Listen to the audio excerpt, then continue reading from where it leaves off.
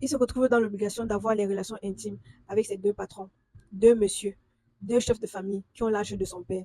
Regarde la vidéo. C'est Miss Ferry, bienvenue dans les découvertes de Miss Ferry. Ici, je vous raconte les histoires réelles vraies qui se passent chez nous. Alors, c'est l'histoire d'un jeune homme âgé de 26 ans, aîné d'une famille de plus de 5 enfants dont il est l'aîné. Derrière lui, là, il y a minimum 5. Après de longues études en programmation informatique, il dit qu'il a cherché les stages jusqu'à il n'a même pas eu.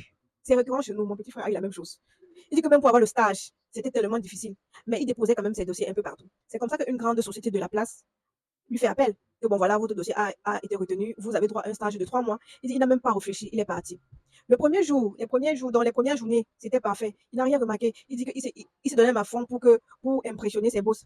Mais un jour, l'un de ses boss, dans le DRH, lui fait appel dans son bureau que bon, voilà, viens, il faut qu'on cause par rapport à ton travail, tu as déjà fini ta période de stage. Il va, le boss lui fait comprendre que tu travailles très bien, mais ça ne suffit pas pour être retenu ici chez nous. Il faut que tu donnes plus. Il dit que sans hésiter, il a dit je suis prêt à tout, boss. Dites-moi ce que vous voulez. Tellement il était dans le besoin, parce qu'il était dans le besoin de soutenir sa famille, de payer le code de ses petits frères. Il a répondu comme ça. Le boss sourit, il dit tu es sûr, il dit oui. Le boss lui demande de baisser son pantalon. Il dit à l'instant, il n'a rien compris. Il voit seulement comment le boss retire sa ceinture, l'aide à baisser son pantalon, prend son dago, met dans sa bouche et commence à sucer comme si c'était le bonbon. Il dit que le temps de pousser, le monsieur avait mis dans la bouche. Il est resté tellement dépassé, il est resté tranquille, il a fini ça. Oui, Dieu bosse, mais boss, ça veut dire quoi ça? Ça, c'est quoi? Le patron lui fait comprendre que tu auras ton poste, mais à la seule condition que chaque jour, je dois te suicider. Il dit, il a vu ses parents dans la misère, il a vu ses petits frères, il a vu la charge qu'il a derrière le dos, il a accepté. Que, ah, forcément, c'est pas moi, si c'est toi qui le fais, il n'y a pas de souci.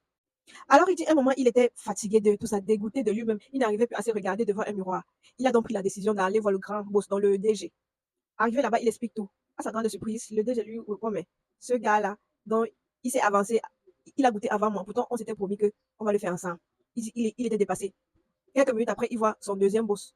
Donc, le premier qui a commencé à faire les choses là, entrer. Les deux ont commencé à se regarder. Le DG dit que, ok, comme tu as donc goûté sans me tenir informé, on va commencer à goûter ça à deux. Il dit que le DG a retiré son pantalon, il a le string.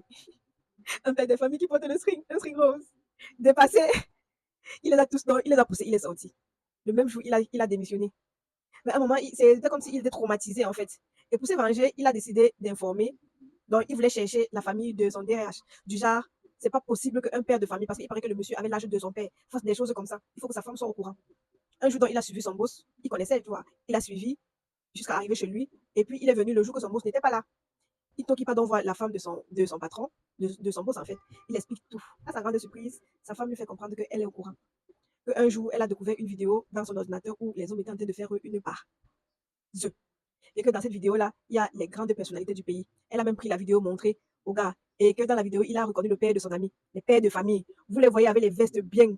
Mais pourtant, ils font les mauvaises choses. Ils gardent les enfants des gens ici là dehors. Il dit que la femme du monsieur lui a fait comprendre que si tu tiens à ta vie, mon père pas, laisse. Parce que si la vidéo s'y sort, il y a beaucoup de familles qui vont souffrir. C'est comme ça qu'il a pris ses pieds avec toute la honte. Il est parti. Mais aujourd'hui, il a quand même eu à changer de ville, changer de boulot. Mais à votre place, qu'auriez-vous fait? Est-ce que vous devez penser peut-être vous venger ou bien faire un truc? Je ne sais pas en fait, parce que moi là, non, non, non, non, non. A-t-il bien fait ou pas? Quel conseil pouvez-vous donner aux jeunes d'aujourd'hui?